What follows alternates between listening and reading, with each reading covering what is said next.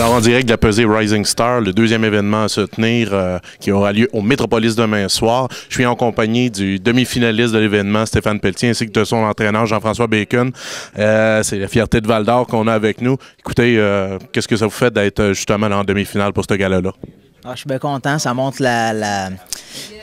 démontre un peu le travail qu'on a fait pour se rendre là. On est bien content de finalement avoir un peu de notoriété puis grimper les échelons jusqu'à finalement un jour, probablement un mini-event.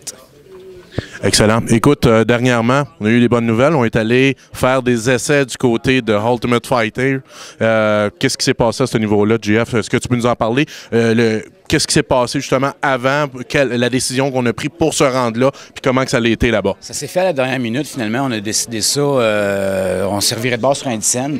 Stéphane, il a pris le billet d'avion, puis il est allé tout seul. J'ai pas pu l'accompagner. J'avais des engagements. Puis c'est sûr qu'au niveau du timing, c'était peut-être pas l'idéal parce qu'on était en préparation de combat. Exact.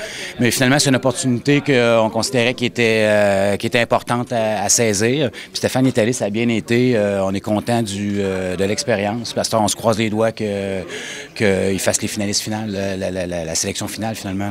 Écoute Stéphane, regarde, je vais t'en parler directement. Je pense que qu'est-ce que tout le monde veut savoir. Est-ce que tu as rencontré Dana White? Est-ce que tu as rencontré les hautes têtes dirigeantes? Comment ça s'est passé là-bas? Oui, exactement. J'allais serrer la pince à Dana White à plusieurs reprises. À chaque fois qu'on me sélectionnait pour aller à l'étape supérieure, j'en profitais pour les remercier, puis me faire remarquer le plus possible. J'ai eu la chance en plus de me retrouver le premier à passer de la journée. Donc j'ai suivi dans le même ordre toute la journée, donc j'ai été le premier toute la journée. Donc l'impression que j'ai faite, c'est le gars qui est à l'heure, puis j'espère qu'ils l'ont bien vu et qu'ils m'ont remarqué plus dû au fait que j'étais le premier, justement. Ben, écoute, on vous le souhaite ardemment. C'est sûr que tout le monde est derrière vous ici au Québec. Écoute, on prend quelques minutes pour parler de ton adversaire de demain soir. Lui arrive d'une victoire. Pellerin, je veux dire, il était bien content de ça. Il est sur une montée fulgurante. On est en demi-finale. Là. Tu nous parles un peu de ce combat-là? Ça va faire un bon show. Ça, je peux vous dire ça. C'est sûr qu'on n'est pas ici pour chômer. Ça va être étincelant, ça va brasser.